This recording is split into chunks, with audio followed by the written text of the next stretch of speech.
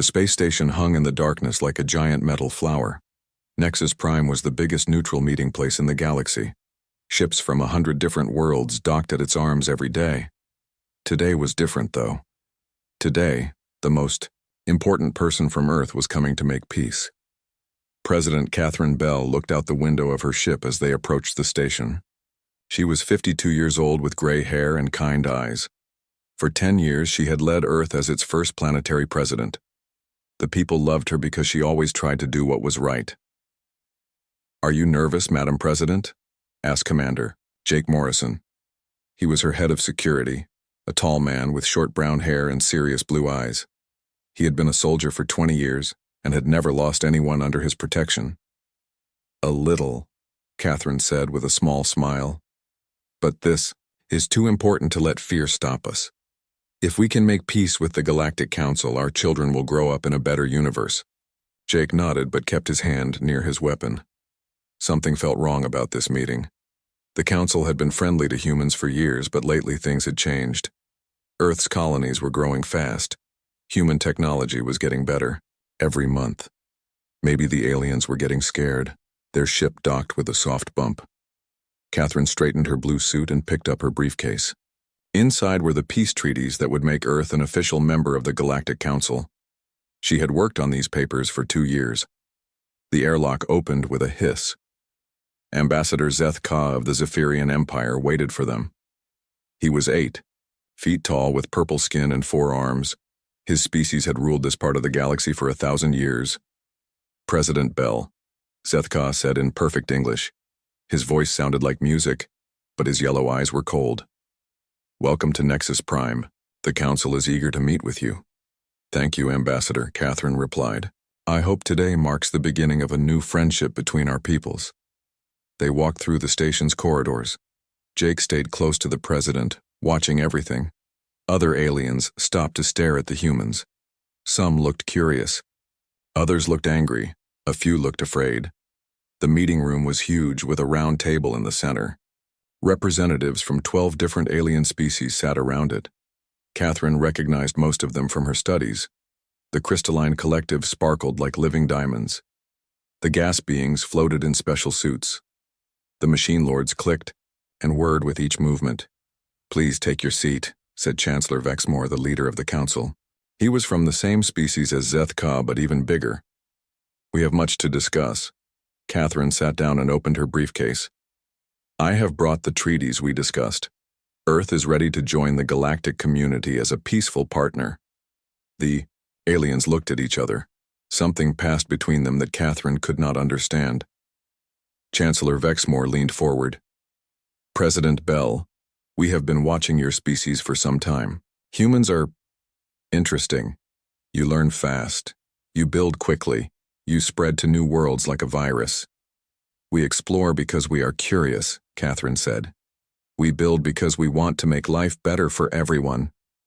"Do you?" asked another alien, one with tentacles instead of arms.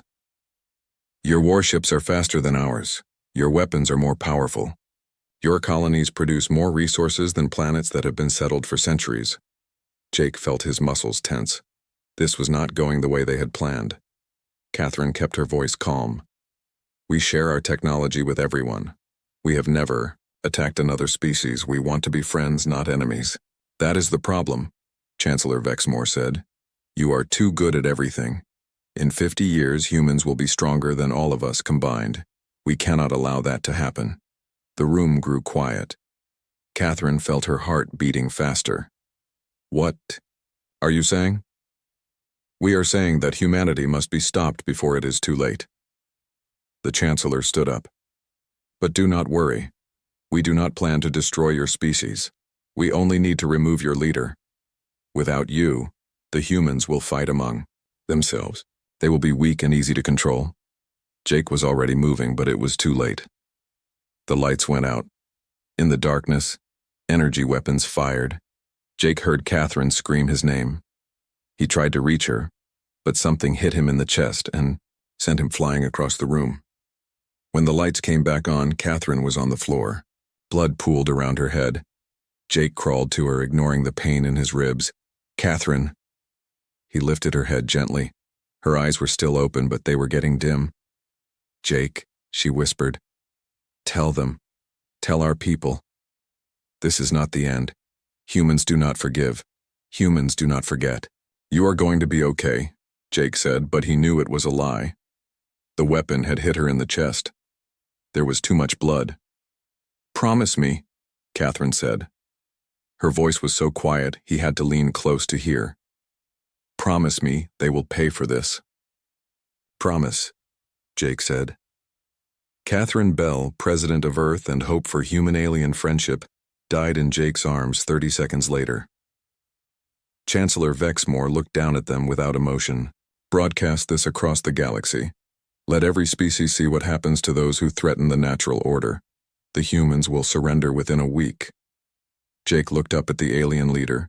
His eyes were filled with tears, but also with something else.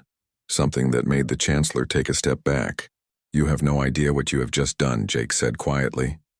"You think you know humans, but you do not. You just killed the one person who could have kept us peaceful. Now you will see what we are really like when someone hurts our family."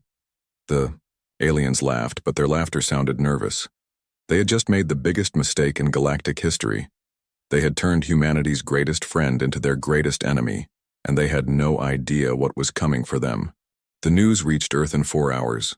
Every screen on the planet showed the same terrible image.